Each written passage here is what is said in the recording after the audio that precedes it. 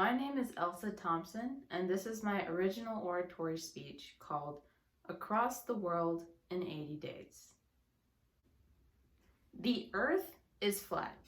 Science has proven that indeed it is true. The Earth is only 17 meters thick. Well, at least to the fastest moving particles in our universe. Einstein's theory of special relativity says that to anything traveling at the speed of light, the universe will appear two-dimensional, making the Earth flat. Now, I'm pretty sure if I hadn't told you what the Earth looks like to a photon, you probably wouldn't have thought about it. Sometimes we have no idea what someone else's world looks like until we dig further. And now you know exactly what I meant by saying that the Earth was flat. Of course, the Flat Earth Society believes that the Earth is flat without any hypothetical constraints. And while their beliefs are pretty out there, the organization grows by 200 people per year. That's 200 people who decided to question the science they grew up with by opening their minds to new ideas, even if it is something as bold as a two-dimensional planet. The other day, I was watching some talk show interviews that featured members of the Flat Earth Society, or Flat Earthers, and I couldn't help but feel bad for them. Many times, both the host and the audience would laugh at them or ridicule them before they've even begun to answer the question they were presented. Flat Earthers were treated differently because their beliefs didn't align with the majority's. And that's what happens when people are closed-minded. Today, we perceive the issue of having a rigid mind as a big problem, especially in a world where closed-mindedness can mean the difference between a flat world and a round one. Today, we will be discussing what it means to be closed-minded, the impacts of it, and finally, how we can stop this plague that bothers our world today. Being closed-minded is dangerous. It's almost as dangerous as falling off the edge of the planet. According to Merriam-Webster's dictionary, closed-mindedness means not willing to consider other ideas or opinions. Have you ever seen someone concede to the other person during a heated argument? Yeah, me neither. The Farnham Street says that closed-minded people don't want their ideas challenged. They're typically frustrated that the other person doesn't agree with them, instead of curious as to why the other person disagrees. This acts as a huge barrier in our communication and our understanding of our fellow human beings. Did you know that the Flat Earth Society was created in 1956 when founder Samuel Shenton looked at an image of the Earth from a satellite and said, "That looks fake"? Do you know what else happened in 1956? The creation of the classic movie Around the World in 80 Days. As a child, I absolutely loved the book, especially the brave and beautiful Indian girl, Aoda. So imagine my surprise when my character had white skin, blue eyes, and an English accent. She was even wearing her churidar incorrectly. In fact, all of the Indian women in that film looked almost exactly like her. I refused to watch the rest. I felt like I had wasted my time. What happened was I based my opinion of the entire movie on this one aspect that I didn't agree with.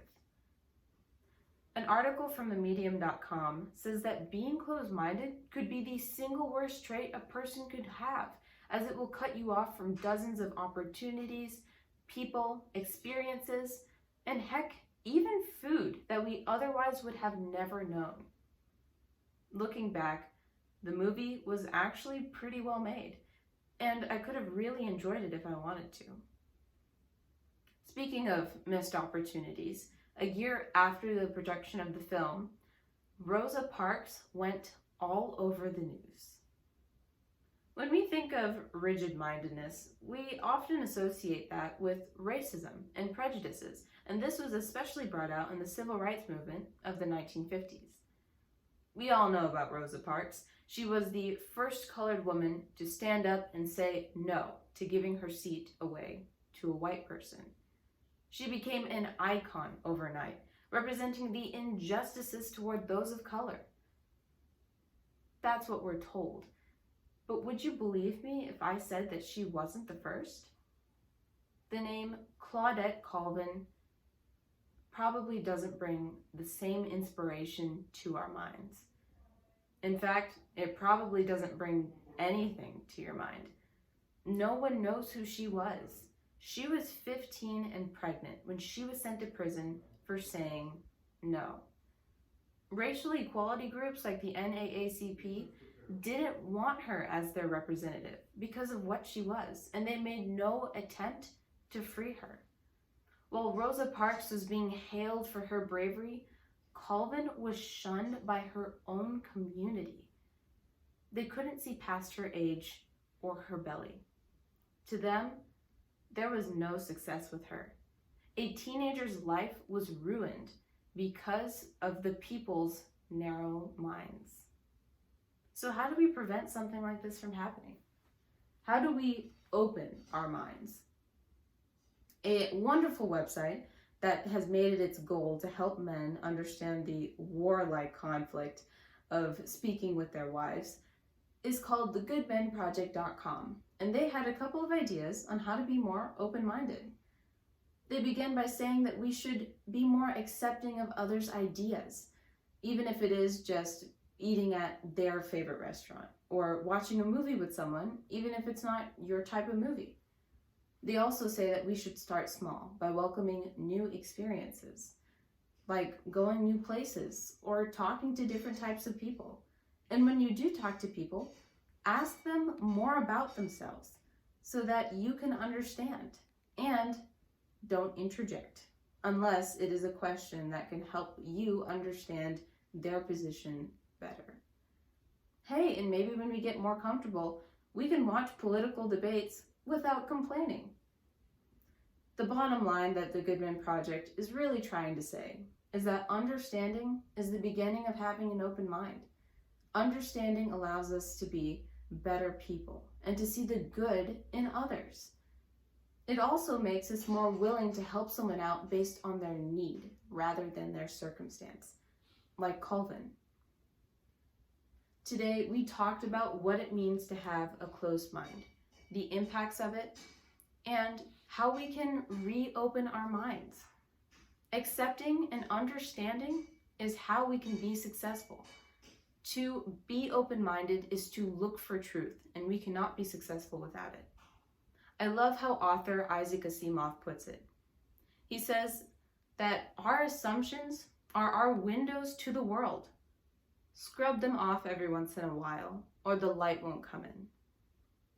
Back when I was in a Christian-based homeschool program, we were taught to explore our religion for ourselves instead of blindly believing in whatever our parents say. I would encourage you to do the same. Look into everything that you believe, whether it be religion or even just food preferences. That way, your opinions become exclusively your own. And if someone asks you why you believe something, you are more ready to explain. Flat earthers are some of the most bravest people I know. Not because I believe in what they're saying, but because they question what we would never second guess was the truth. And maybe the earth is flat. Maybe it's not. But we can better understand the truth by understanding what other people believe. Thank you.